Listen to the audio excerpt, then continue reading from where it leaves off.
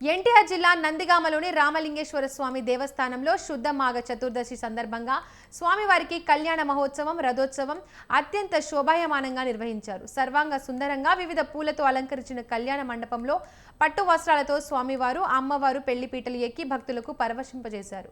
శ్రీశైలం దేవస్థానంలో ఏ విధంగా స్వామి కళ్యాణం నిర్వహిస్తారో అలాగే నందిగామ రామలింగేశ్వర స్వామి దేవస్థానంలో కళ్యాణం నిర్వహించారు. వేద మంత్రోచ్చరణల నడుమ మేళ తాళాలతో మంగళ వాయిద్యాలతో శాస్త్రోక్తంగా కళ్యాణాన్ని జరిపించారు.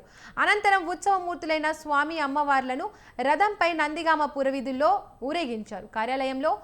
కార్యక్రమంలో నందిగామతో పాటు పరిసర ప్రాంతాల ప్రజలు భక్తి శ్రద్ధలతో పాల్గొన్నారు.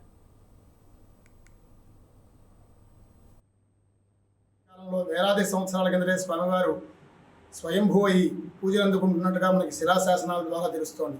కాలగర్భంలో ఆలయం కలిసిపోగా గత సుమారుగా 350 సంవత్సరాల కిందట అమరావతి ప్రభువులు రాజా వాసిరెడ్డి వెంకటాద్రి నాయుడు దొరవారి హయాంలో ఇక్కడ గోవుల కష్టం ఉండేది. ఆ యొక్క గోవుల కష్టం ఎరుగు దిబ్బంతా కూడా స్వామివారు ఉన్న చోట వేస్తూ ఉండేవారు. అది తీస్తున్నటువంటి సమయంలో స్వామివారు బయటికి రావడం, స్వామివారిని స్వయంభూగా భావించి అక్కడే ఉంచి రామలింగేశ్వర స్వామిగా నామధేయం చేసి స్వామివారికి 350 సంవత్సరాలుగా సుమారుగా స్వామివారి పూజా కైంకర్యం నిత్య పూజా కైంకర్యములు ప్రారంభం చేసి జరపడం జరుగుతుంది. స్వామివారు అనాది కాలంలో వేలాది సంవత్సరాల కిందటే స్వామివారు స్వయంభూ అయి పూజలు అందుకుంటున్నట్టుగా మనకి శిలాశాసనాల ద్వారా తెలుస్తోంది. కాలగర్భంలో ఆలయం కలిసిపోగా గత సుమారుగా 350 సంవత్సరాల కిందట అమరావతి ప్రభువులు రాజా వాసిరెడ్డి వెంకట